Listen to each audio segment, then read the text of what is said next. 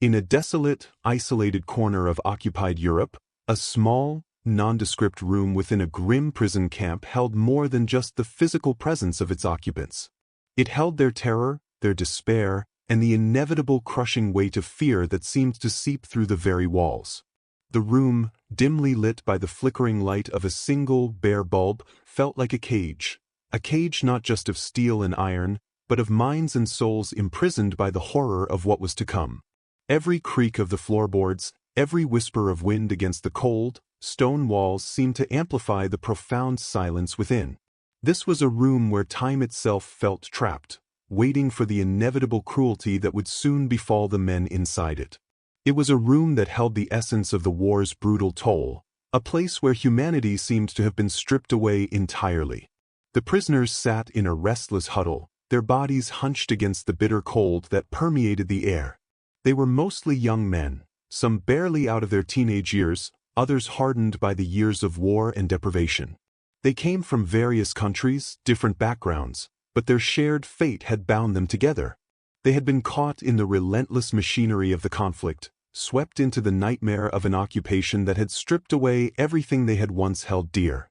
Some of them had been soldiers, others civilians, but all of them had learned one universal truth: survival in this prison camp was uncertain, and hope was a luxury none of them could afford. They had learned to expect nothing except the next moment's anguish, the next injustice to befall them, the next round of brutality that would strip them of even their basic dignity. The air in the room was thick with unspoken words. No one dared speak, for there was nothing left to say. Their very presence in this room was a silent testimony to their helplessness. They had been pulled from the streets of their homes, ripped from families and loved ones, and thrown into this place with no explanation and no mercy. The German soldiers, efficient and emotionless, had become their jailers and executioners.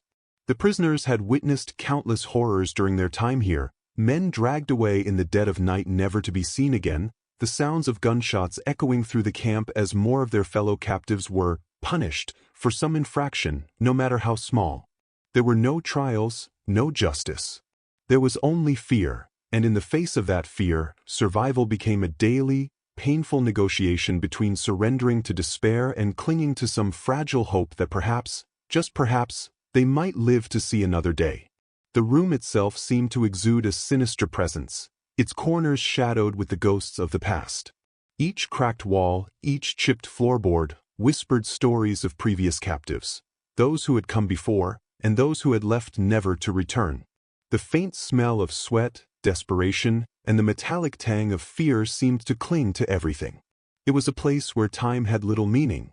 The days bled together, indistinguishable from one another, each hour stretching into the next with an unbearable sense of dread hanging over every passing minute. Outside, the world continued to spin, but inside this room, it felt as if the hands of time had stopped, held in a tight, suffocating grip. The men knew that nothing awaited them beyond this room except more suffering, more torment. And yet, even in the face of such despair, there was an eerie quiet that pervaded the room. The kind of quiet that comes not from calm, but from a silence born of sheer resignation. It was the kind of silence that filled the air with a sense of impending doom, a silence that spoke of what was to come but did not dare to articulate it, for no words could truly convey the horrors that lay ahead. The expectation of cruelty was palpable, a weight pressing down on every prisoner. They knew their captors. They had witnessed their coldness, their disdain, their casual disregard for human life.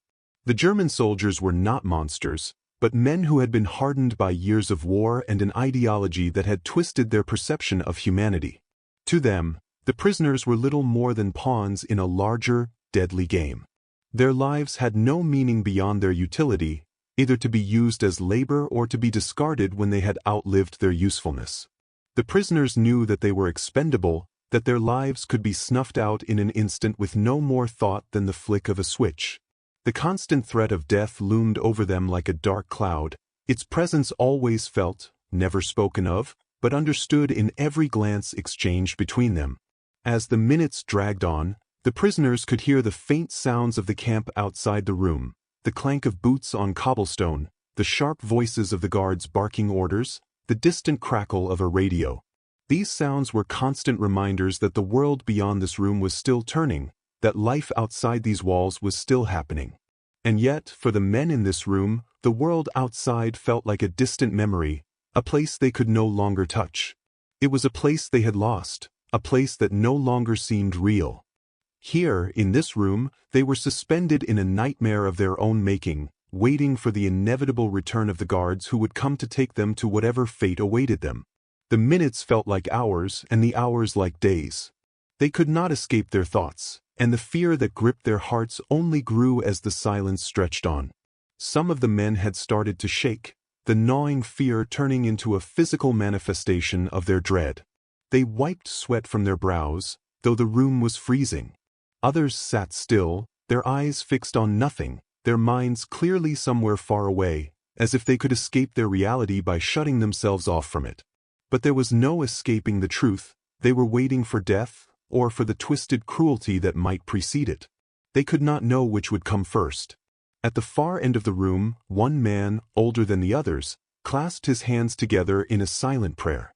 He was a former teacher, a father, a husband, someone who had once known a life of peace, before the war had come to tear everything apart.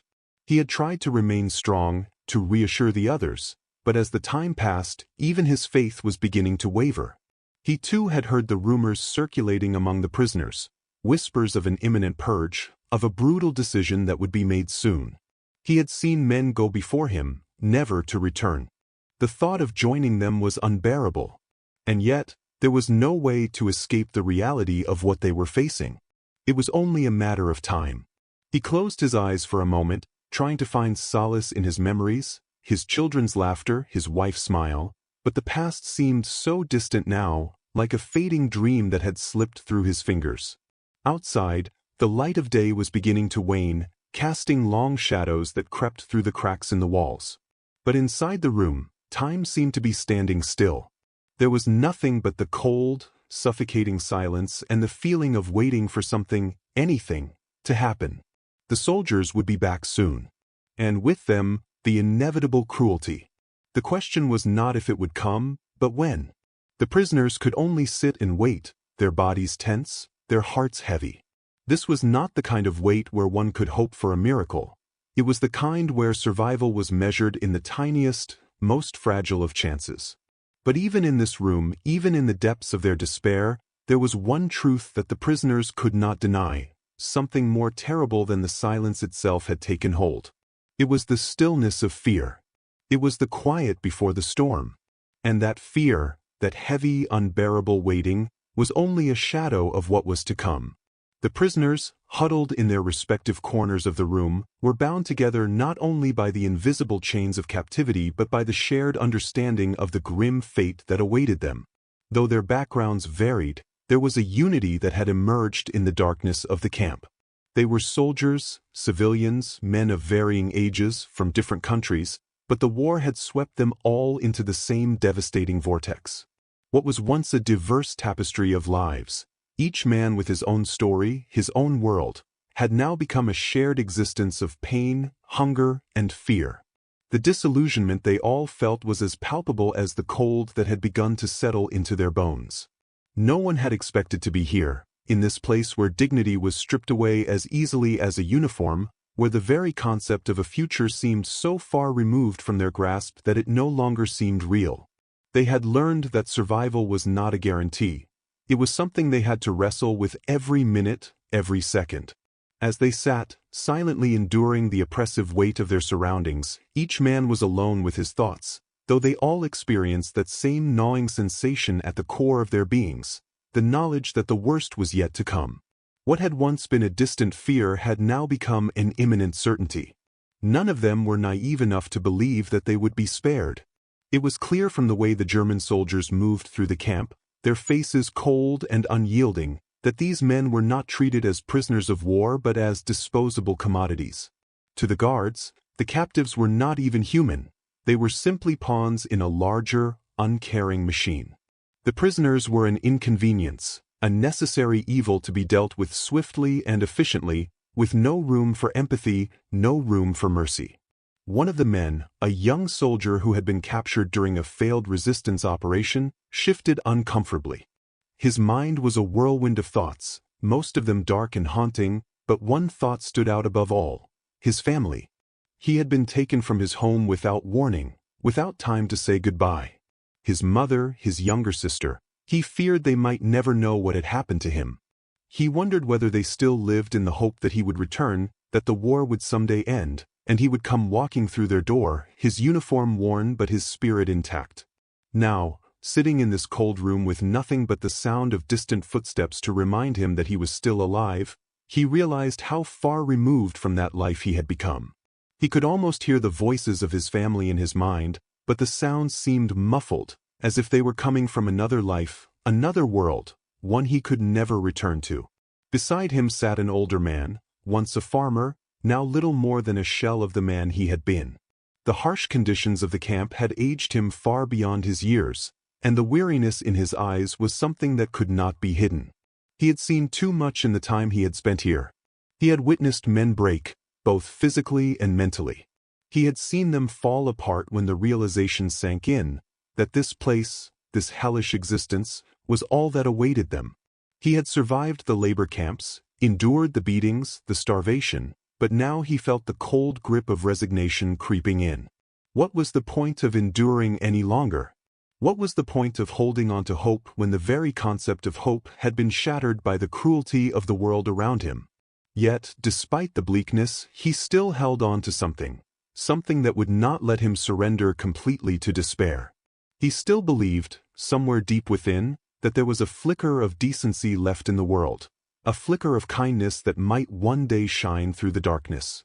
It was a fragile belief, but it was enough to keep him going.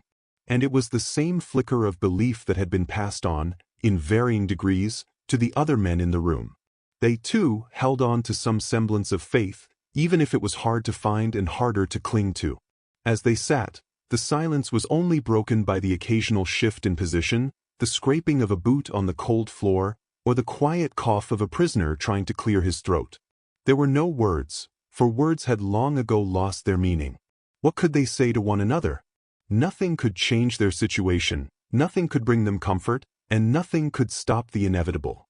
They were waiting for something they knew was coming, a fate too terrible to escape, but none of them spoke of it directly. The unwritten rule in the camp was that silence was the only way to cope. Speaking, thinking about what was to come, would only make it more real, and so they remained silent, as if by not acknowledging it, they could keep it at bay. In the distance, the prisoners could hear the rhythmic sound of boots marching in unison. It was a sound that had become synonymous with fear. The guards, the soldiers, always moved in perfect synchronization, like a well-oiled machine, their movements deliberate and methodical. Every step they took echoed with authority and control, a reminder to the prisoners that their lives were not their own.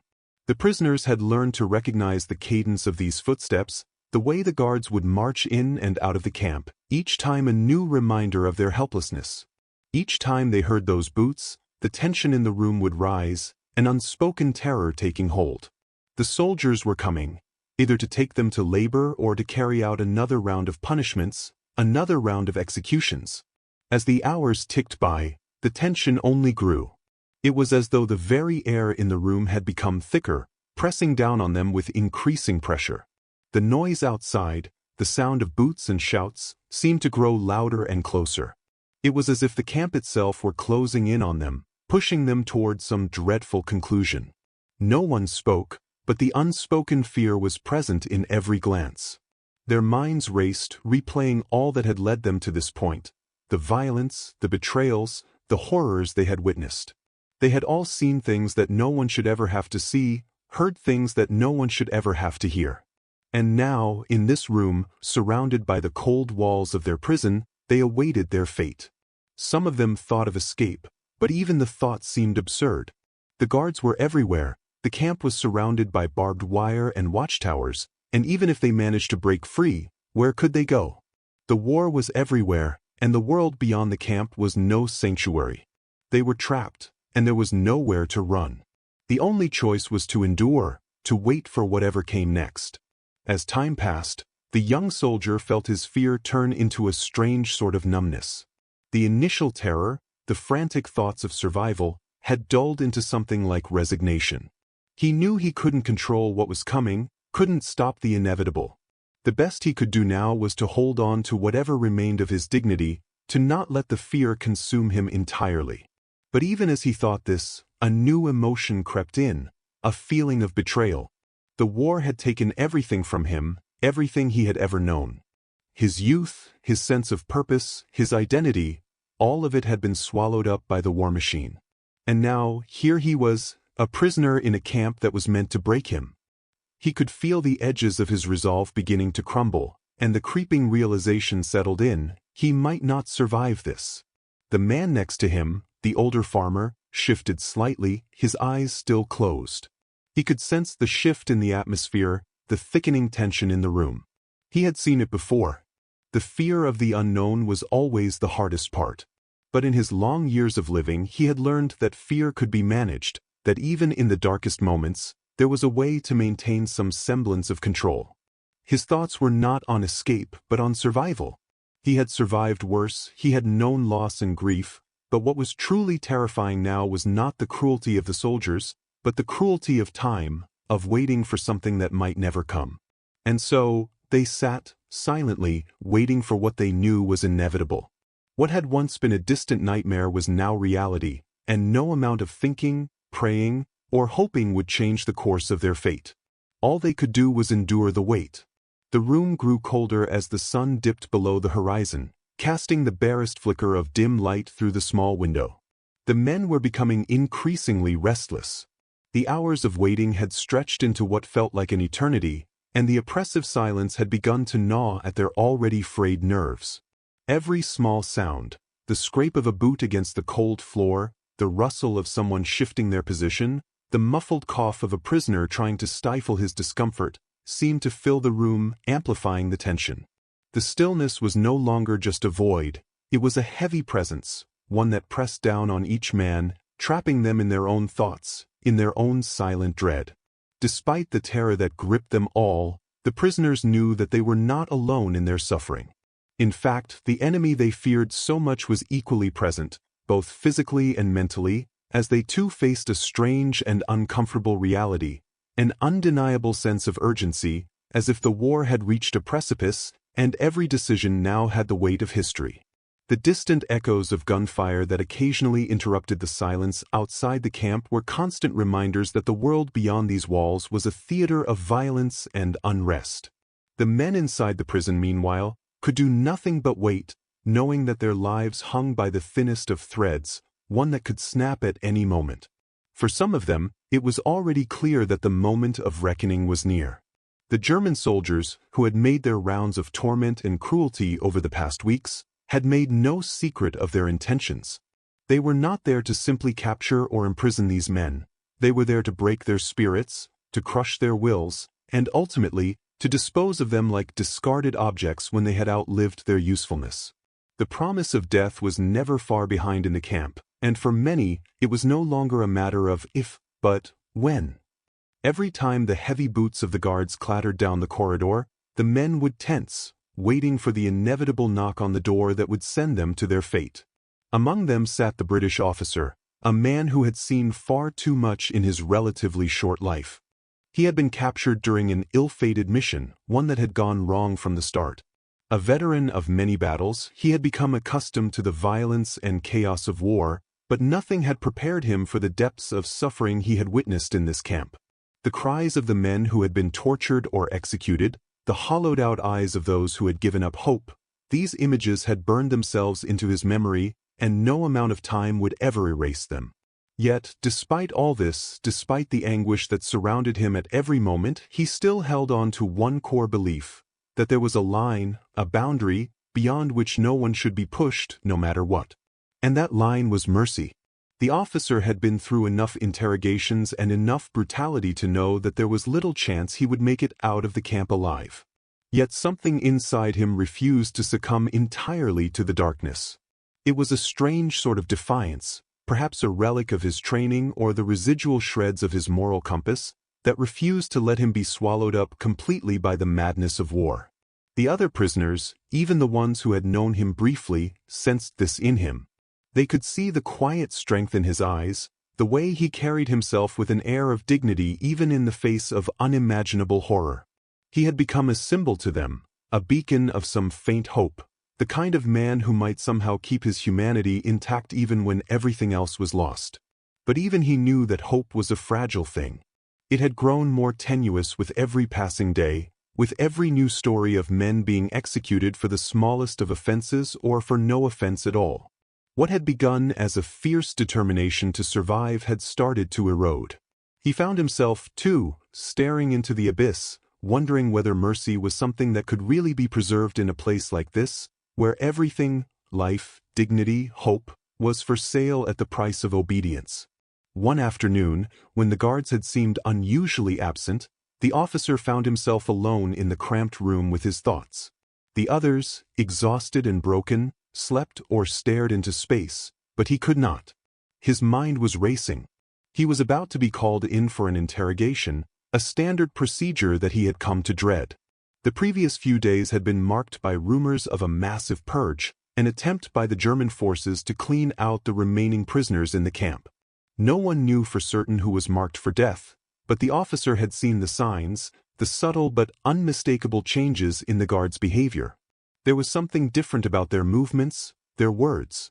The tension in the camp had shifted, like a storm cloud gathering on the horizon, threatening to unleash its fury at any moment. It was during one of these moments of solitude that he was summoned.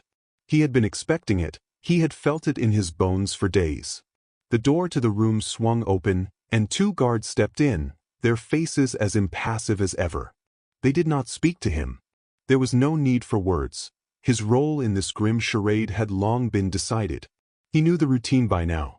The guards would lead him through the corridors of the camp, past the other prisoners who were now watching him with a mixture of fear and pity. They had seen the officers being summoned before, and they knew that few ever returned. It was a ritual, a final walk toward whatever fate awaited them, a chance to beg for mercy that was never granted. As the officer was escorted to the commandant's quarters, he noticed how quiet the camp had become. The usual sounds, the clanging of pots and pans, the muffled voices of the prisoners, had all fallen away. There was an eerie stillness in the air, as if the whole world had stopped breathing. The officer's heavy boots echoed down the narrow hallways, and the officer couldn't help but feel a sense of finality in every step. He had no illusions about the outcome of this meeting. He knew what was coming. The question was not whether he would be punished, but how. He was led into the cold, sterile room where the commandant waited, seated behind a large wooden desk. The German officer looked up at him, his expression unreadable, and gestured for him to sit. There was no preamble, no pleasantries exchanged. The officer had long learned that these moments were not for dialogue but for decisions, decisions that were final, irreversible. The German commandant, a man who had seen his fair share of brutality, fixed his gaze on the British officer, as if measuring him, calculating the cost of what was to come. "You know why you are here," the commandant said, his voice flat, devoid of any warmth. "You will assist us. You will comply with our orders. If you do not, the consequences will be dire." The British officer nodded, his expression steady, betraying no hint of the internal turmoil that was building inside him. He knew what the commandant was referring to. The soldiers had been given orders to execute a certain number of prisoners, to make an example of them, to instill fear among the rest. He had been told that he would assist in the selection process. The thought of condemning another man to death was unthinkable, yet it was clear that defying the commandant's orders would seal his own fate, as well as the fates of the others. The officer took a deep breath. His mind raced, his heart pounded in his chest, but he remained calm on the outside. He had been trained for moments like this, trained to resist, to fight when necessary, but now, in this stark, oppressive room, he felt like a puppet, caught between the strings of survival and morality. The weight of the decision that lay before him was unbearable. Would he follow the orders, sealing the death of others to save himself? Or would he risk everything, trusting that some shred of mercy might remain in the heart of the enemy, even in this place of cruelty? For a moment, the room seemed to close in on him, the air thick with the tension of 1,000 unsaid words. Then, with a deep breath, he made his decision. He would not cooperate. He could not. And whatever consequences awaited him, he would face them, knowing that in this small act of defiance, he had preserved something far more important than his own life. He had preserved his soul. The commandant's expression flickered, a flash of annoyance crossing his features. He had expected compliance, not resistance. But it was too late for that. The officer had made his choice, and there was no turning back. What would happen next was beyond his control. But in that brief, fleeting moment, he felt something he hadn't felt in a long time: hope. The air in the camp felt suffocating, thick with the stench of fear and uncertainty. The British officer, now alone in his thoughts, stood before the cold stone walls of his small, dimly lit cell, the sound of his own breathing the only thing breaking the oppressive silence. His decision, though swift and resolute in the moment, had begun to weigh on him with increasing intensity. The cold clarity of his defiance had not dulled, but the reality of what he had just chosen to do began to sink in. The commandant's eyes, calculating and cold, flashed in his mind's eye as the officer replayed the encounter. In that moment, he had made a choice that would have consequences far beyond what he could anticipate. He had chosen to act with restraint, to not comply with the orders that had been given to him. But now, alone in his cell, surrounded by the grim expectations of his fellow prisoners, the officer knew that his choice had set a chain of events into motion that could not be undone. Outside his cell, the camp had gone eerily quiet, as if it, too, was holding its breath, waiting for the next inevitable move in the game of survival that had been set into motion. The usual clamor of the guards, the shuffling of feet, the low murmur of prisoners speaking in hushed tones, everything had stilled. Even the wind seemed to hold back, as if unsure of what would come next.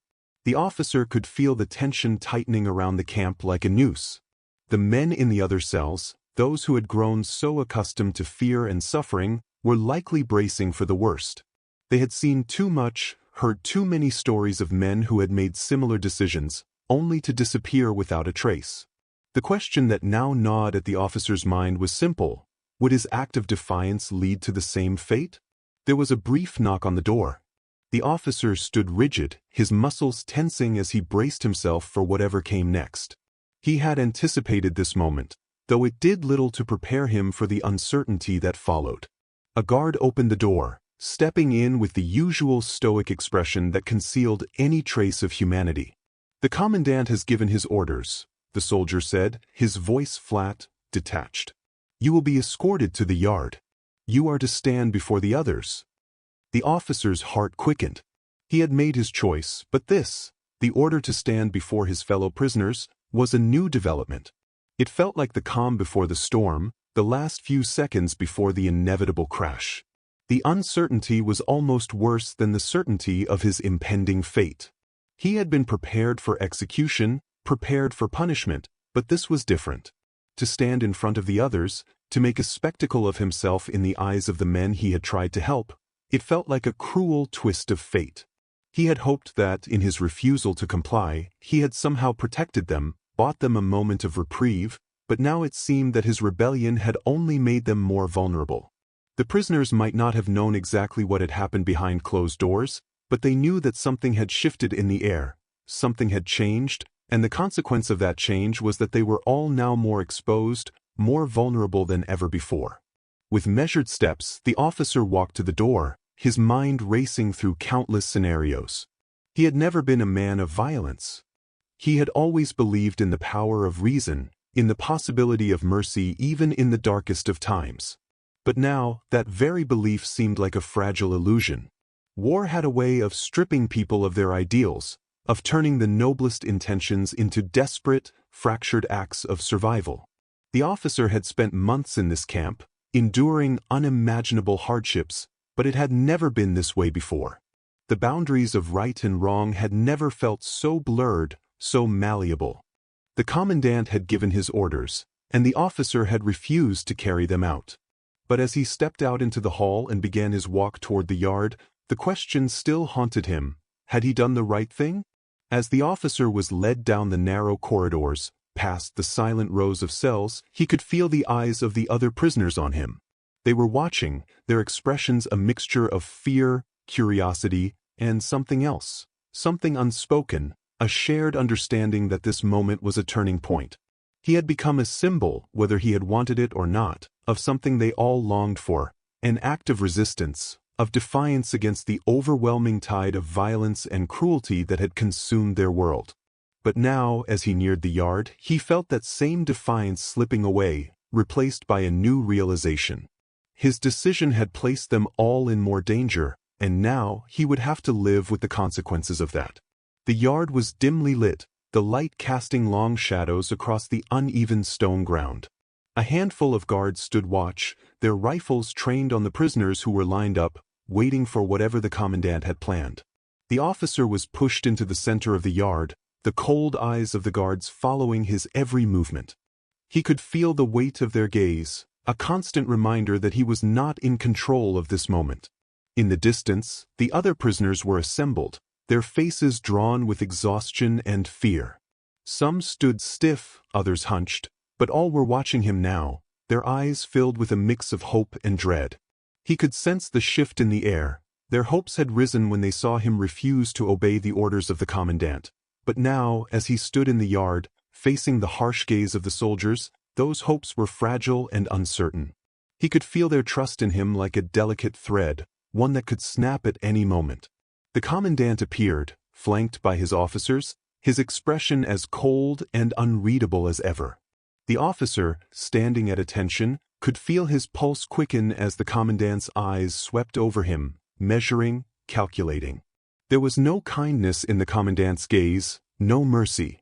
The officer had crossed a line, and now he would face the consequences. "You have made your choice," the commandant said, his voice low and devoid of emotion. "And now you will answer for it." The words hung in the air like a sentence, final and irrevocable. The officer could feel the eyes of the prisoners on him, could almost hear their collective breath held in anticipation of what would come next. The tension was unbearable. In this moment he was no longer just a soldier or a prisoner, he was a symbol of something larger, of rebellion, of restraint in the face of cruelty, of defiance when all seemed lost. But the cost of that defiance was now becoming painfully clear. The commandant motioned to the guards, and the officer was seized roughly, his arms pulled behind his back, his body forced to the ground. The rough treatment sent a shock of pain through his body, but he gritted his teeth, determined to maintain whatever shred of dignity he had left. He had made his choice, and now he would bear the weight of it. As the officers moved to take him away, there was a sudden shift in the air, an unexpected movement.